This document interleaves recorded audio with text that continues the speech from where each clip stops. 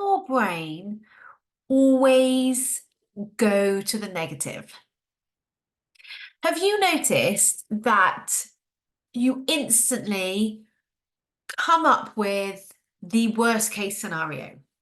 If that's you, please listen to this podcast. The reason that I've been inspired to make this, talk about this particular topic is because without question,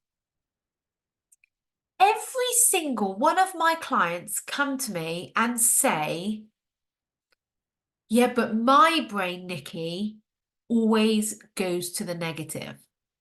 My brain always tells me the worst case scenario. My brain always looks at what's going to go wrong. And I'm kind of like, yeah, because you're human. Now, I mean my next statement with the most amount of love for you. Your brain going to the negative is not unique to you. You are not special in that sense. It's not your brain that does that. It is the human primitive brain that goes to the negative, and it happens in every single one of us. We cannot stop our primitive brain giving us its negative opinion.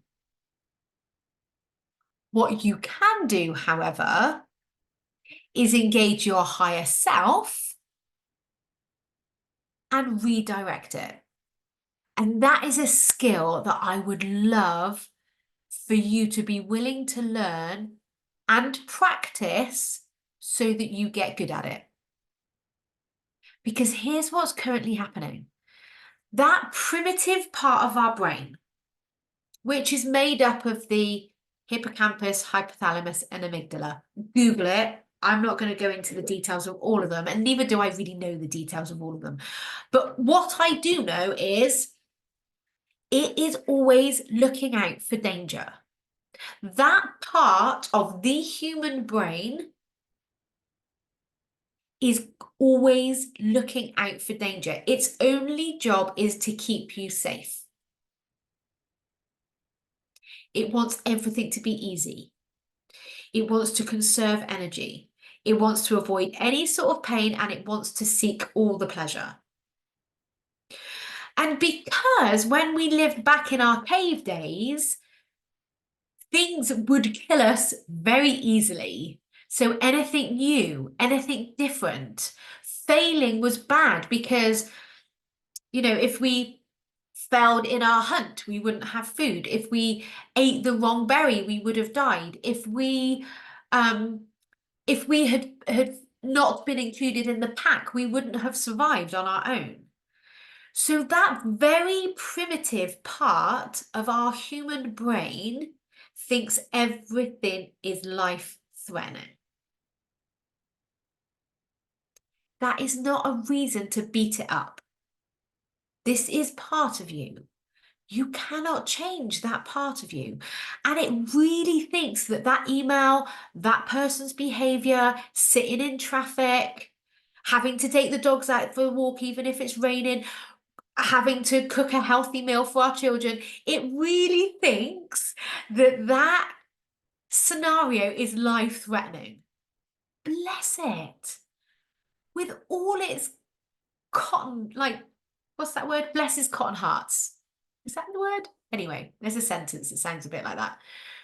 But that primitive part of your brain does not understand our current world. It makes no sense. It literally thinks that we have to have the whole bag of chocolate buttons, otherwise we're going to die. It literally thinks that the drinking more wine is a survival requirement. It's misunderstood. That's why building the skill of getting you and your higher wisdom and your prefrontal cortex in charge is transformational to your life. Because when your phone, when an alert pops up on your phone and you have that, oh, I have to answer it, that's your primitive brain thinking that that's a life-threatening thing that it needs to be aware of. We know logically that if we get sucked into that and we start scrolling, our life is now depleted.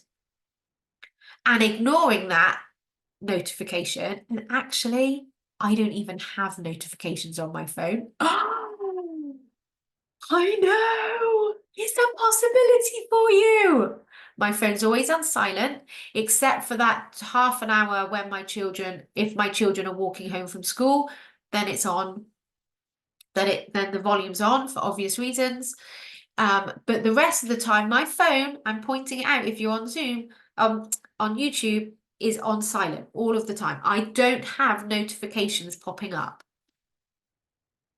My life has not ended because of that.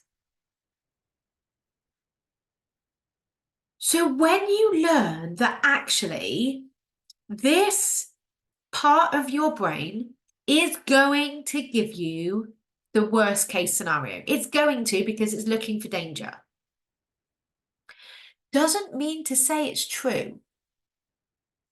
So I want you to take a situation in your life, and it could be something like an email, like having a conversation, like your child having a tantrum in a restaurant. My children don't have tantrums in restaurants because they're teenagers now, but experiencing that teenage huff. When you're able to take a step back, or actually recently I was just coaching someone who had a scan and was told that she had some cysts on her ovaries. Her brain obviously went to worst case scenario, hysterectomy, her life's over. She's never gonna like the feminine side of her is going to be taken away. So it doesn't matter what the situation is, as little or as big as it might be in your life. I want you to imagine this situation as a coin. And you found this coin on the floor. You've come across this coin. You've come across this situation. And I got this concept from Richard Dot's, I think his book, Dissolving the Problem. So you come across this situation in your life, and there it is, this coin. When you pick up that coin, you look at one side. So your brain naturally goes to the negative side of that coin by design. But when you notice that with compassion, no judgment, we're not beating our brain up for trying to keep us safe. We want to love it for trying to keep us safe. And we engage our higher wisdom and at that kind of sense of, oh, that might not be true. You can look at the other side of the coin, the complete opposite, the positive outcome. You can't pick up one side of a coin. You have to pick up both sides. You can't have one without the other.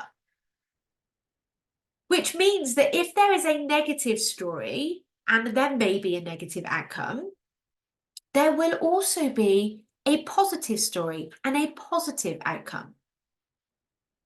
Both are in existence. And when we're talking about the future, we're making it up anyway. There are literally hundreds of scenarios that could possibly happen. But our brain is like, for sure, the negative one is the one that's going to happen. And science has proven your thoughts create your reality. So if you're thinking about the negative, you are going to experience it in a negative way. It has also proven that a positive mindset creates positive results. So if you think of it in a positive way, you will have a positive experience. A lot of the time, you don't actually have control of the outcome, but you do have control over how you experience it. This is you learning the skill of redirection. You cannot stop that primitive part of you going to negative. But with a lot of humor, a lot of compassion, you can just say to that part of your brain, oh, that's interesting. Thank you for that opinion. Thank you for that option. Now let's look at other sides. Now let's look at the other side of the coin. Let's actually very deliberately create a positive solution and a positive outcome. Either's lightly. So it's not always about one or the other. It can be one and the other. So if you're waiting for results, or you're waiting for someone to come back to you on something, or if you're, stood there waiting for your teenager to get over their huff, in your brain, you get to decide where you allow your brain juice to spend its time. Do you want to focus on the negative, or do you want to redirect it and focus on the positive? And in my head, it literally sounds like this. If I was vocalizing it out loud, what happens in my head, it sounds like this. So I've got a situation where in January, both my boys are going skiing with the school. That's my situation, completely neutral. But in my head, my brain's like, oh my God, they're going to get on the bus. The bus is definitely going to crash. Then they're going to get on the airplane. And oh my God, the airplane's going to crash and both my boys are going to die. And they're never going to be in my life again. I'm never going to see them again in my life. So that's the dialogue my primitive brain instantly offers me. Not a problem. Nicky, so my primitive brain is called Sue. That's Sue freaking out. She doesn't know any different. So Nicky can come in, and I don't try and change her, but I just listen to her. I take a deep breath. Sometimes I have to put my hand on my heart. And I'm like, this is going to be fine. The other option is that they go away. They have the most amazing skiing trip. They will fall over. They may even hurt themselves, but they are going to love it. And they are going to come home to me, and I'm going to be able to hug them when I see them at the school. And they're going to have so many amazing memories for the rest of their life. Both scenarios are possible. I get to decide which one I very deliberately spend my time thinking about. My brain does this to me all the time. I'll be driving along and I'll see a lorry, and all of a sudden my brain's like, oh, if that lorry just swerved to the side, we'd be dead and our life would be black. I'm like, oh, thank you for that, thought brain. Isn't that interesting? And off I drive past the lorry. Our brain, that primitive part of our human brain, is negative by design. There is not something wrong with you. You are not different in that sense. You are certainly not unique in that sense. Every single human brain, functioning adult human brain, goes to the negative. It tells you a negative story. That's why we all love the news so much. Personally, I don't actually watch the news. I don't read the newspaper. I certainly don't listen to the radio. If I want to find information out, I'll go and find it factually.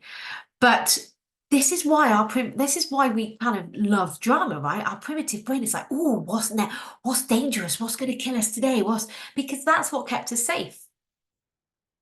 We don't need to follow that primitive brain's opinion. So I've got a really simple method, and it's ABC. A, acknowledge and become aware of the story that your brain's telling you. Breathe. Understand it with compassion. Of course, it's telling you negative. It lives back in a cave. To your primal brain, this is a life-threatening scenario. Isn't that fascinating? And then C, you choose where you redirect your brain. It is actually that straightforward, but it's a skill. You won't be good at this to begin with. It'll be after the event, you're like, oh, I did it again. I spun in the negative. Okay, interesting. Thank you. Good to know. And then you'll go about your day, go, oh, I started to beat myself up again. Oh, okay, good to know. Thank you. The more that you're aware and you become compassionately aware of that process, the quicker you'll start to build the strength of being able to redirect your brain. I find my brain very entertaining now.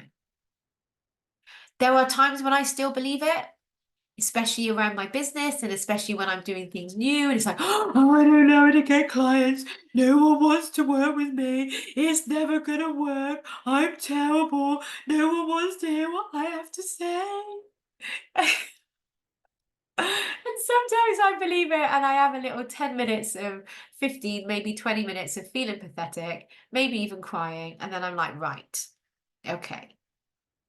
Love you, brain. Love you, Sue. Thank you so much. Nicky's back in charge. What is Nicky going to deliberately think? I really hope this helps you. This is not another tool to beat yourself up. This is an awareness in that, of course, your primitive brain is going to go to negative. Of course, your brain is naturally going to go to the worst case scenario. Does not mean it's true.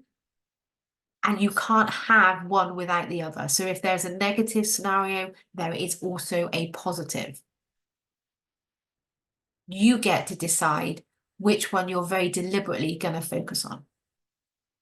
Have an amazing week. I love you so much, and I'll speak to you next week. Bye-bye.